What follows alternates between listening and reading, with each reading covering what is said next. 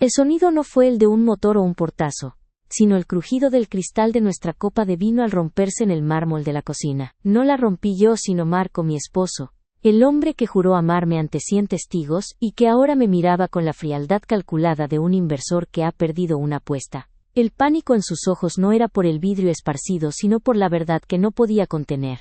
La noche anterior habíamos brindado por nuestro 15º aniversario en esa misma encimera de cuarzo. Hoy, a las 7:30 de la mañana, Marco entró no con un beso, sino con la frase que hizo trizas no solo el cristal, sino la 1.5 décadas de mi vida. Adriana, tienes que firmar los papeles. Tenemos que vender la casa. Hoy, no era solo una casa. Era la mansión que Marco había diseñado y construido ladrillo a ladrillo. El nido que representaba el fruto de sus exitosos negocios de tecnología y mis años como abogada en pausa. Tenía un valor sentimental incalculable, pero también un valor de mercado que superaba los $6 millones. Era, en pocas palabras, nuestro único y más grande patrimonio, libre de hipotecas. ¿Venderla? ¿De qué hablas, Marco? La voz me salió rasposa, como si llevara días sin usarla. Él no titubeó, lo que solo intensificó mi alarma. Sus ojos azules, habitualmente cálidos y francos, estaban esquivos, fijos en la ventana que daba al jardín de rosas que tanto amaba. Es una inversión, Adriana. Una oportunidad única. Necesito liquidez total e inmediata para cubrir un margin call. Si no lo hago antes de las 3, perderemos mucho más. Es temporal, te lo juro. En 6 meses compramos algo mejor, el doble de grande. La palabra liquidez era un puñal. Marco siempre había manejado nuestras finanzas, insistiendo en que yo me concentrara en nuestro hijo, Leo, y en mis proyectos de voluntariado. Yo confiaba en él ciegamente. O confiaba hasta ese instante. Su argumento se desmoronaba como un castillo de arena. Un magnate como él, con docenas de propiedades a su nombre, ¿necesitaba urgentemente liquidar el bien principal que compartíamos? Mi mente, entrenada en leyes, comenzó a elaborar un contrainterrogatorio. Marco, sabes que mi nombre está en la escritura como copropietaria. La casa es un bien mancomunado. Y tú tienes otros activos. ¿Qué pasó con el edificio de Santa Mónica que acabas de adquirir? ¿Por qué la prisa? ¿Por qué hoy? Su reacción fue la primera señal de su traición. En lugar de responderme, se encendió. No con preocupación, sino con ira. No tengo tiempo para tus interrogatorios de abogada de pacotilla, Adriana. Estoy tratando de salvar la ruina financiera de nuestra familia. Si no confías en mí después de 15 años, es tu problema. Pero hazlo por Leo. Necesito las firmas. Ahora. Esa última palabra, cargada de amenaza y desesperación, me heló la sangre. Algo estaba fundamentalmente mal. Marco nunca usaba ese tono. Jamás. Mientras él salía dando un portazo para, según él, ir a salvar el imperio, yo me desplomé en una de las sillas de la isla. Mi primera reacción fue llamar a mi hermana Sofía, mi confidente, la única persona que entendía el intrincado mundo de las finanzas de Marco, ya que ella era la que le llevaba la contabilidad de 2 de sus empresas más pequeñas. Sofía, Marco quiere vender la casa, dice que es una urgencia de inversión. ¿Sabes algo de un margin call o de deudas?, le pregunté con la voz temblando. Sofía, desde el otro lado, sonó tranquilizadora, quizás demasiado. No te preocupes, Adri. Marco es un genio para los negocios, pero a veces exagera el drama. Déjame revisar mis archivos de las cuentas de las empresas que manejo. Pero no te precipites a juzgarlo, ¿de acuerdo? A veces, un buen negocio requiere movimientos rápidos y dolorosos. Su calma no me convenció. Me levanté y, con el instinto de una investigadora acorralada, me dirigí al estudio de Marco. Él tenía la costumbre de dejar sus portátiles cerrados pero nunca apagados. Al mover su maletín de cuero italiano de la silla, un sobre manila arrugado cayó al suelo, abriéndose al impactar. Dentro había una pila de documentos sin membretes oficiales, sino unas impresiones de correos electrónicos y una nota escrita a mano en una letra que no era la de Marco. La nota decía, concisa y brutal: el trato se cierra con la venta de la casa. 0 negociaciones. Nos vemos en notaría, a las 4 de la tarde. Si la firma falla, tu tiempo se acabó. No había mención de inversiones, ni de ganancias futuras, solo la amenaza de un final. Entendí en ese instante que Marco no quería salvar nuestro futuro. Estaba desesperado por salvarse a sí mismo. Y la única forma de impedirlo era descubrir a quién le estaba vendiendo el alma. Mi traición había comenzado, pero era una traición por la supervivencia. Me sequé las lágrimas, guardé los documentos y encendí mi viejo ordenador portátil. Tenía 7 horas para investigar antes de que el martillo de la notaría cayera. El viejo ordenador portátil de Adriana se encendió con un zumbido, devolviéndole a la vida a la abogada que había enterrado bajo la esposa y madre. Eran las 8:15 de la mañana, y el tiempo se sentía como arena colándose entre sus dedos. La nota arrugada con su amenaza de una notaría a las 4 de la tarde, estaba en el centro de la mesa, un faro de pánico. La pila de impresiones que Marco había dejado caer, no eran informes de inversión, eran comunicaciones de extorsión. Los correos electrónicos no venían de un broker ni de un fondo de cobertura, sino de una dirección encriptada que utilizaba un alias críptico, el ejecutor. Los mensajes eran concisos y brutales, sin jerga financiera, solo demandas. El dinero, una suma que Marco había estado pagando erráticamente durante casi 2 años, siempre debía ser depositado a una única entidad, una shell company registrada en las Islas Caimán bajo el nombre de Cobre Capital Holdings. Marco no estaba en problemas de inversión, estaba siendo chantajeado. Adriana recordó la arrogancia de Marco, su negativa a explicar las cosas, y se dio cuenta de que su ira no era por el miedo a la pérdida, sino por la humillación de haber sido acorralado. Él había intentado protegerla con su silencio y su mentira, pero al hacerlo, la había condenado. Su primer paso fue bypassar el firewall de su esposo. Como antigua abogada de patentes, Adriana conocía la ingeniería inversa mejor que Marco. Encontró un archivo de respaldo oculto en un disco duro externo, que Marco usaba para gaming, no para negocios. Al abrirlo, encontró un libro mayor no oficial, el libro negro. El libro negro era la prueba de la hemorragia financiera de Marco. Durante los últimos 22 meses, Marco había transferido exactamente $4.50 millones a Cobre Capital Holdings. La cantidad faltante, la que Marco buscaba cubrir desesperadamente con la venta de la casa, era la última cuota, $1.50 millones. La cifra final para cerrar el trato, y supuestamente acabar con su tiempo como decía la nota.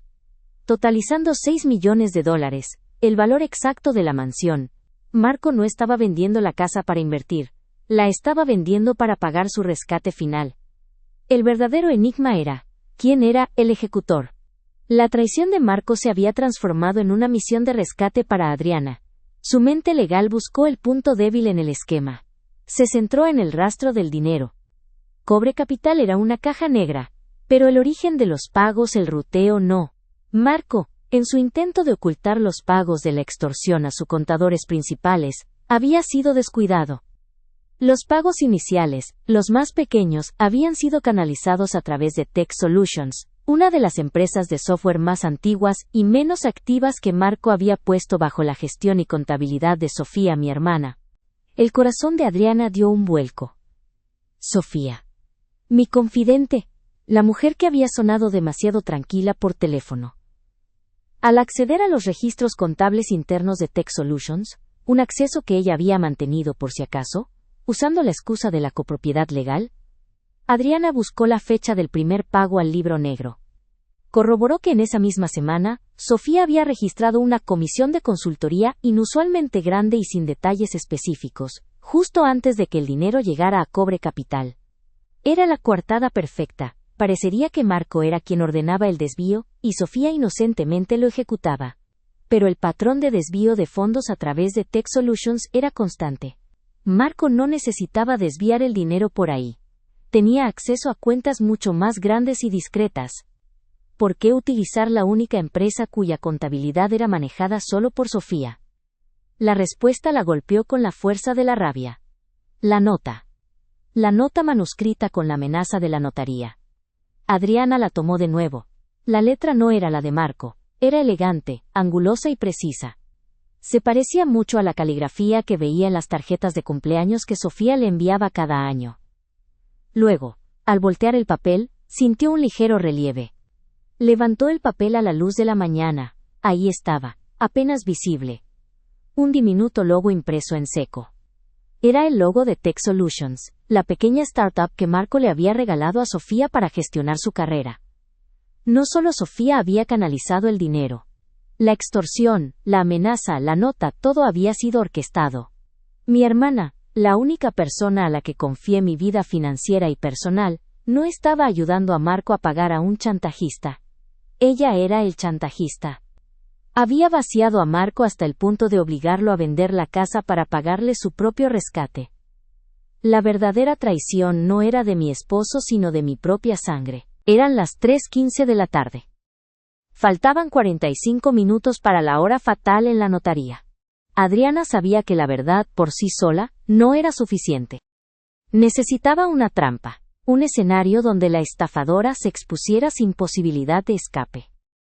La casa no podía venderse. Ese dinero no era la inversión de un negocio sino el premio gordo de la extorsión de su propia sangre. Adriana tomó una decisión fría y quirúrgica, digna de la abogada que había sido. Llamó a su abogado de cabecera para alertarlo de una disputa de propiedad in extremis, sin darle detalles.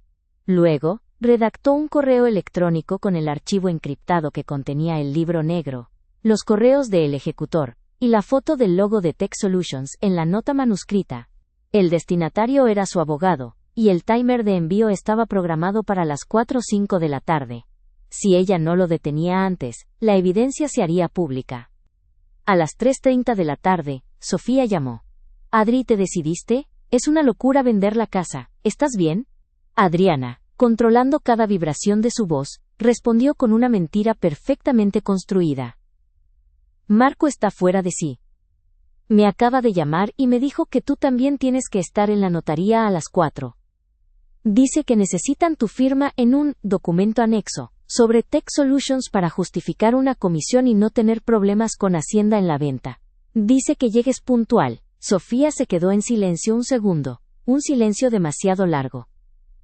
«¿Yo? ¿A la notaría? No, no creo que sea necesario, no soy copropietaria». «No seas tonta, Sofía», interrumpió Adriana, inyectando un tono de pánico y dependencia. «Tú manejas las cuentas. Necesito tu apoyo. Por favor, sé mi confidente una vez más». Sofía, tentada por el final de su plan, y la necesidad de asegurarse de que no hubiera cabos sueltos, finalmente aceptó con una forzada resignación. El cebo había sido tomado. A las 4 de la tarde, la notaría de mármol frío se sintió como un coliseo.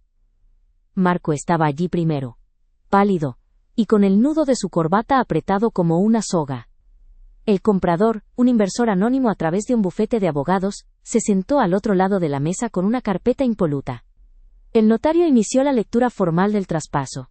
Adriana se sentó en silencio, con el bolso firmemente sujeto. Marco le lanzó una mirada suplicante, esperando la firma que lo liberaría del infierno del chantaje. A las 4:10 de la tarde, la puerta se abrió y entró Sofía, vestida con un traje de negocios inmaculado. Al ver a Marco, le dio un beso en la mejilla a Adriana y le susurró: «No te preocupes, Adri, es solo un mal momento». Adriana sonrió, una sonrisa tensa y afilada. «Sí, Sofía, un mal momento que está a punto de terminar». Cuando el notario, don Manuel, llegó a la página de las firmas, deslizó la pluma hacia Adriana. Ella la tomó, pero en lugar de firmar, la dejó sobre el documento con un sonido seco. «Alto, don Manuel», dijo Adriana, con la voz clara y resonante. «No firmaré la venta de mi casa. De hecho, no hay venta. Esto es un pago de chantaje». Un silencio sepulcral cayó sobre la sala. Marco se levantó de golpe. «Adriana, no. ¿Qué estás haciendo?». Sofía, sin embargo, fue la que reaccionó con la mayor furia. «Estás loca, Adriana. Nos vas a arruinar a todos. No entiendes de negocios». «Entiendo perfectamente, Sofía. Entiendo de negocios y de derecho penal», replicó Adriana, mirando directamente a los ojos esmeralda de su hermana. Sacó la copia de la nota manuscrita. «Si la firma falla, tu tiempo se acabó. Cupiérelana. ¿Recuerdas haber escrito esto, Sofía? Oh, lo siento, quise decir, ¿recuerdas haberlo escrito con tu logo de Tech Solutions en relieve, mi querida ejecutora?» Sofía se puso blanca como el mármol de la mesa. La compostura se le desintegró. Marco se desplomó en su silla, mirando de su esposa a su cuñada con horror. «Marco no me pidió vender la casa por una inversión, don Manuel. Me la pidió para pagar el último $1,500,000 de una extorsión de $6 millones que esta mujer, mi hermana, le ha estado cobrando usando una shell company en las Caimán. Adriana golpeó suavemente la carpeta de evidencias. Marco. El motivo de la extorsión era la filtración del error de patentes de 2018 que intentaste encubrir en la primera versión de Tech Solutions, aquel que solo tú y Sofía conocían. Marco asintió, las lágrimas surcándole el rostro. Su traición había sido su miedo y su silencio, no su desamor. Sofía, acorralada, se inclinó sobre la mesa. Su voz era ahora un susurro venenoso. Te lo merecías, Marco, me diste esa basura de empresa, y te quedaste con todo el imperio. Y tú, Adriana, siempre fuiste la perfecta. Yo solo quería lo que me debían. En ese instante, a las 4:05 de la tarde, el correo electrónico de Adriana se envió. La trampa estaba cerrada. Marco se había salvado de la ruina, y Adriana había salvado su casa. El silencio en la notaría, tras la confesión llena de veneno de Sofía, se rompió cuando el notario, don Manuel, con la profesionalidad de quien ha visto de todo, llamó a su asistente para que contactara a la policía. La presencia del comprador anónimo, cuyo único interés era la transferencia legal de dinero, se desvaneció rápidamente. Su abogado, con un gesto de exasperación, retiró la carpeta de la supuesta venta. El chantaje había quedado expuesto y el trato era nulo. Marco, liberado del peso de 2 años de mentiras, se levantó de la mesa y caminó hacia Adriana. No había remordimiento en su rostro, solo una profunda vergüenza. Lo siento, Adriana. Lo siento mucho. Mi silencio fue una traición peor que el chantaje de Sofía. No por la casa, sino porque no confié en ti. Tenía miedo de perderlo todo, especialmente tu respeto. Adriana no le dio una absolución inmediata. El camino de regreso a la confianza sería largo, pero al verlo llorar abiertamente por primera vez en años, entendió que el hombre que amaba estaba allí, aunque roto. La casa no se vendió, Marco, pero la confianza sí estuvo a punto de venderse, le dijo con la voz ronca. Tendremos que reconstruirla ladrillo a ladrillo, igual que construiste esta casa. Las horas siguientes fueron un torbellino legal. La policía llegó para llevarse a Sofía. Ella se fue sin mirar atrás. Su furia silenciosa era más aterradora que su arrebato. Las pruebas eran irrefutables. El libro negro, que detallaba las transferencias, los correos de extorsión desde el servidor de Tech Solutions y la propia nota manuscrita. Su carrera como contadora, su libertad y la relación familiar estaban aniquiladas por su propia avaricia. El verdadero escándalo no fue financiero sino moral. El error de patentes de 2018 que Marco había encubierto era real, una falta ética grave que Sofía había explotado. Al final, Adriana no solo había expuesto a la estafadora, sino que había obligado a Marco a enfrentar su propio error. La pareja pasó el resto de la tarde en el despacho de Adriana, donde el dolor se convirtió en una catarsis. Marco, con la ayuda de su esposa, pudo utilizar la evidencia contra Sofía para asegurar la devolución de los $4.50 millones extorsionados a través de Cobre Capital Holdings. La empresa, manejada por testaferros, fue desmantelada rápidamente por las autoridades y los activos congelados. Aunque la recuperación no fue inmediata, la casa estaba a salvo, y el imperio de Marco, aunque tambaleante, se mantenía en pie. Días después, mientras miraba a su hijo, Leo, jugando despreocupadamente en el jardín, Adriana entendió el verdadero significado de la palabra hogar. No era el valor monetario de los 6 millones, sino la solidez que ella había inyectado a la estructura de su vida. Su instinto, su entrenamiento legal que había creído obsoleto, había sido el verdadero cimiento que salvó a su familia. Ella volvió a ejercer, pero esta vez con una especialidad centrada en la protección patrimonial y la auditoría forense para parejas. Marco, por su parte, se vio obligado a volverse completamente transparente, entregando las riendas de su contabilidad principal a un bufete externo y sobre todo a Adriana. Su relación, aunque marcada por la cicatriz de la traición y la mentira, se asentó sobre una base más firme y honesta, desprovista de secretos y de la dependencia ciega. Sofía fue condenada, enfrentando cargos por extorsión y fraude. El dolor de perder a su hermana fue la pena más dura para Adriana, un recordatorio constante de que la traición puede venir de donde menos se espera. Pero la traición de Marco, impulsada por el miedo a la vergüenza, se había convertido en un sacrificio. Al pedirle que vendiera la casa, él la obligó a mirar, y al hacerlo, ella descubrió la verdad que los liberó a ambos de sus propias prisiones. La casa se quedó, un monumento no a la riqueza, sino a la resistencia y al amor que, aunque magullado, se negó a derrumbarse.